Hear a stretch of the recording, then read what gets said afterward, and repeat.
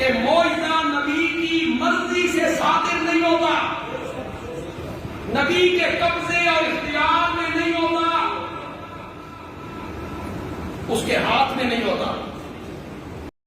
اہل سنت و جماعت ہمیشہ سے آقا علیہ السلام کی شانوں، رفعت و عظمتوں کا دفاع کرتے آئے ہیں۔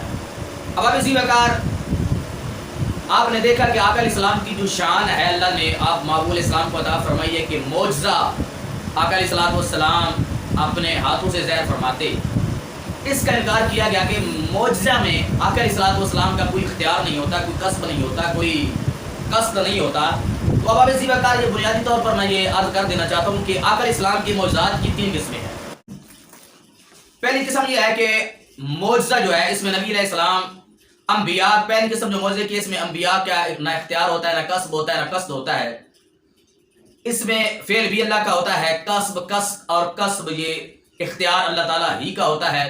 جیسے آسمانی کتابیں اللہ نے اپنے انبیاء پہ نازل فرمائیں اور ہمارے محبوب علیہ السلام پر اللہ نے قرآن نازل فرمایا، اس میں نبی کا نہ قصد ہے، نہ کسب ہے، نہ کسب ہے۔ اس میں فعل بھی اللہ کا ہے، اس کے علاوہ کسب اختیار بھی اللہ ہی کا ہے۔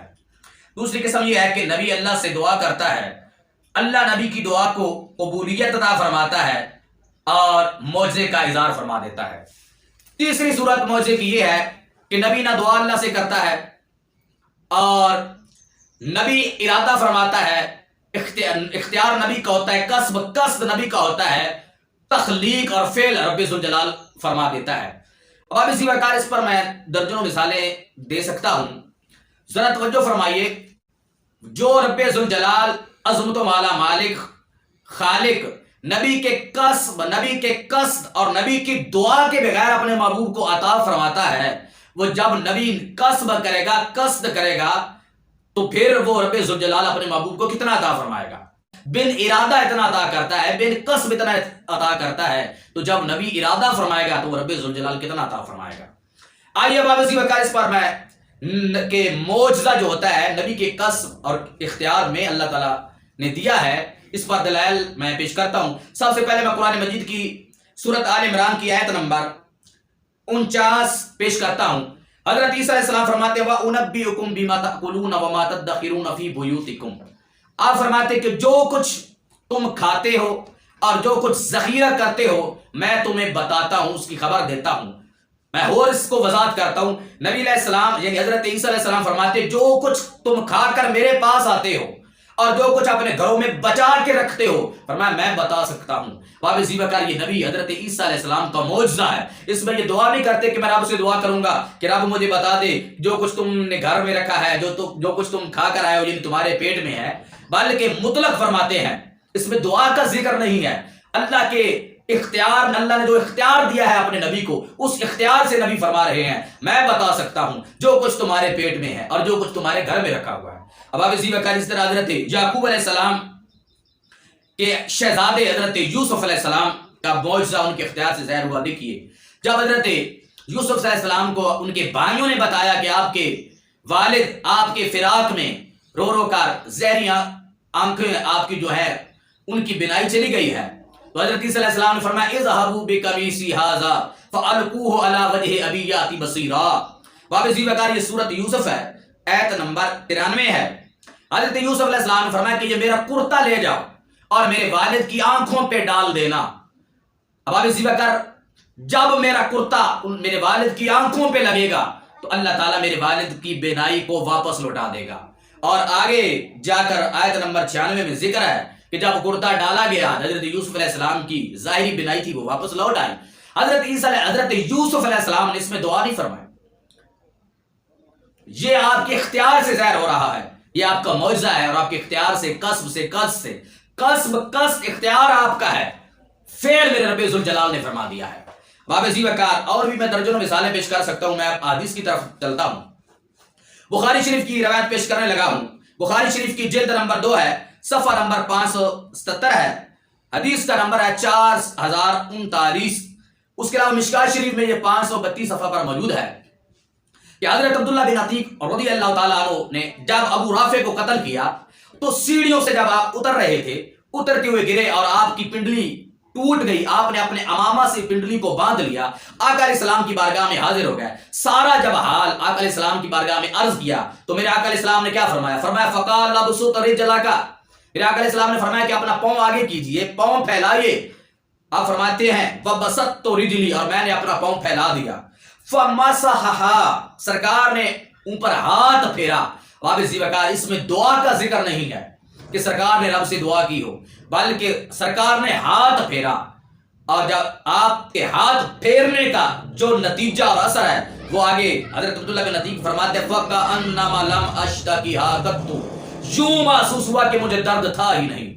اب آپ زیباکار یہ معجزہ میرے آقا کی اختیار، کسب اور قصد سے ظاہر ہو رہا ہے، اس میں دعا کا کوئی ذکر نہیں ہے۔ باب زیباکار معلوم ہوا کہ نبی کو اللہ نے معجزہ میں اختیار عطا فرمایا ہے۔ آئیے میں دوسری حدیث سے پیش کر دیتا ہوں۔ حضرت ابو ہریرہ فرماتے ہیں، یہ بخاری شریف میں روایت موجود ہے، بخاری شریف میں یہ 3-4 مقام پر موجود ہے، بخاری شریف کی جلد نمبر 1 اور صفحہ نمبر 22 میں بھی موجود ہے، صفحہ نمبر 274 پر بھی موجود ہے، اس کے علاوہ صفحہ نمبر 515 پر بھی موجود ہے، مسلم شریف میں موجود ہے، جامع ترمذی میں موجود ہے۔ حضرت ابو ہریرہ فرماتے ہیں کہ میں آقا علیہ السلام کی بارگاہ میں حاضر ہوا اور عرض کی انی اسمع منک حدیثا کثیرا، یا رسول اللہ میں بہت سی آپ کی حدیث سے سنتا ہوں، انسا ہو اور ان کو بھول جاتا ہوں۔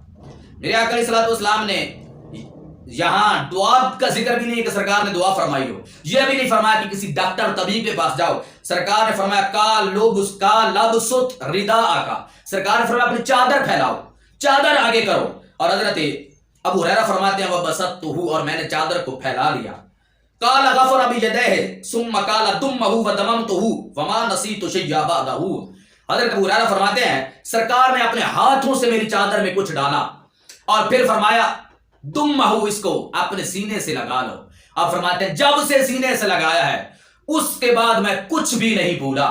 باب زیباکار اس میں دعا کا ذکر نہیں ہے، دعا کے بغیر ارادے سے، اختیار سے، قصب سے نبی کو اللہ تعالیٰ یہ شان عطا فرما رہا ہے کہ نبی کے ارادہ سے اللہ تعالیٰ معجزے کا اظہار فرما رہا ہے۔ اب آپ اسی وقار آئیے آگے چلتے ہیں۔ حضرت ابن عباس فرماتے ہیں کہ آقا علیہ السلام کی بارگاہ میں ایک دیہاتی آیا اور آ کر کہنے لگا کہ میں کیسے پہچانوں کہ آپ اللہ کے نبی ہیں؟ تو میرے آقا علیہ السلام نے فرمایا یہ کھجور کا جو درخت ہے، اس کے اوپر پھل کا جو گچھا ہے، کھجور کا جو گچھا ہے، اگر اس کو میں اپنے پاس بلاؤں تو کیا تم مان جائے گا؟ اس نے کہا ہاں یا رسول اللہ میں مان جاؤں گا۔ فدعاه رسول اللہ صلی اللہ علیہ وسلم فاجال ينزل من النخلة حتى سكت الى النبي صلی اللہ علیہ وسلم ثم قال ارجع فعاد فاسلم الاعرابي۔ اور اسی وقت آقا علیہ السلام نے گچھے کو حکم فرمایا، کھجور کے کو، اس نے اترنا شروع کر دیا، سرکار کے قدموں میں آ گیا۔ پھر میرے آقا علیہ السلام نے فرمایا واپس چلے جاؤ، پھر وہ واپس چلا گیا۔ یہ دیکھ کر عربی نے کلمہ پڑھ لیا، اسلام قبول کر لیا۔ یہاں بھی دعا کا ذکر نہیں ہے، بلکہ ڈائریکٹ سرکار نے کھجور کے درخت پر جو گچھا لگا ہوا تھا اس کو حکم فرمایا، اس کو سرکار نے بلایا۔ اب آپ اسی وقت یہ روایت جامع ترمذی میں ہے، حدیث کا نمبر ہے 3628، المستدرک للحاکم میں بھی موجود ہے۔ علامہ ذہبی نے اس کی موافقت کی ہے، صاحب مستدرک نے بھی اس کو صحیح کہا، علامہ ذہبی نے بھی صحیح کہا ہے، اور صاحب جامع ترمذی نے بھی اس کو حسن صحیح کہا ہے۔ اب آپ اسی وقت معلوم ہوا کہ معجزہ میں نبی کا اختیار ہوتا ہے۔ اس کے علاوہ دوسری روایت میں پیش کرنا چاہتا ہوں، یہ سنن دارمی کی حدیث نمبر 16 ہے، دلائل النبوہ میں حدیث موجود ہے، حدیث کا نمبر ہے 2250۔ حضرت ابن عمر فرماتے ہیں کہ سرکار نے ایک اعرابی کو فرمایا کہ اسلام قبول کر لو، تو اعرابی نے کہا کہ اس بات کی گواہی کون دے گا کہ آپ اللہ کے نبی ہیں؟ تو آقا علیہ السلام نے فرمایا هذه الشجرة السامرة وهي بشاطئ وادی فاقبلت تخض الارض حتى قامت بين يديه فاستشهدها ثلاثا۔ آقا علیہ السلام نے فرمایا کہ یہ جو کیکر کا درخت ہے یہ میری نبی ہونے کی گواہی دے گا۔ واپس وقار جب سرکار نے اس کو حکم دیا تو وہ درخت زمین کو چیرتا ہوا میرے آقا کی بارگاہ میں حاضر ہو گیا۔ سرکار نے 3 مرتبہ سے گواہی کو طلب کیا۔ واپس وقار یہاں بھی دعا کا ذکر نہیں ہے، یہ معجزہ ہے میرے آقا کا اور سرکار کے اختیار سے ظاہر ہو رہا ہے۔ اب آپ اسی وقار اس کے علاوہ سرکار نے جب سرکار کی بارگاہ میں پانی طلب کیا جاتا ہے، یہ تقریباً بہت سی روایات ملتی ہے کہ سرکار نے اپنی انگلیوں سے پانی کی چشمے جاری فرمائے۔ مسلم حضرت انس رضی اللہ تعالیٰ سے 2 قسم کی روایت ملتی ہیں، حضرت برا سے بھی روایت ملتی ہے، حضرت عبداللہ بن مسعود سے بھی ملتی ہے، اور دیگر صحابہ سے یہ روایت ملتی ہیں۔ حضرت جابر فرماتے ہیں کہ حدیبیہ میں لوگ پیاس کی شدت سے بہت پریشان تھے، میرے آقا علیہ السلام کی بارگاہ میں حاضر ہوئے، یا رسول اللہ پانی نہیں ہے، نہ وضو کے لیے نہ پینے کے لیے۔ فوضع النبی یده فی الرکوۃ فجعل الماء یفور بین اصابعہ کامثال العیون قال فشربنا وتوضعنا قيل لجابر كم كنتم قال لو كنا 100,000 لكفانا كنا 15 یہ بخاری شریف کی حدیث نمبر 3576 ہے، مشکات شریف کا صفحہ نمبر 532 ہے، سبل الہدیٰ میں بھی موجود ہے۔ اب آپ اسی وقت حضرت جابر اس حدیث سے مبارک گرامی ہے، سرکار نے برتن میں ہاتھ رکھ دیا، دعا نہیں فرمائی، دعا کا ذکر نہیں ملتا، برتن میں ہاتھ رکھا، صحابہ فرماتے ہیں سرکار کی انگلیوں سے پانی کے چشمے جاری ہو گئے، صحابہ فرماتے ہیں ہم نے پی لیا، وضو بھی کر لیا۔ حضرت جابر سے پوچھا گیا تم آدمی کتنے تھے؟ حضرت جابر فرماتے ہیں اگر ہمیں ایک لاٹ بھی ہوتے تو سرکار کی انگلیوں سے نکلنے والا پانی کافی ہو جاتا، لیکن اس وقت ہم 1500 تھے۔ واپسی بکار ان تمام روایات سے معلوم ہوا کہ معجزہ نبی کے اختیار میں ہوتا ہے۔ واپسی بکار اور یہاں یہ بھی معلوم ہوا کہ صحابہ کو جب کوئی حاجت ہوتی تو حضور کی بارگاہ میں آتے، صحابہ حضور کو مشکل کشا مانتے تھے، بغیر اسباب کے حضور سے مدد طلب کرتے تھے، اور بھی بہت سی اس میں سے اشیاء ثابت ہوئی۔ تو وہ جو سرگودے کا مولوی کہہ رہا تھا کہ معجزہ میں نبی کا اختیار نہیں ہوتا، معلوم ہوا کہ جھوٹ بولتے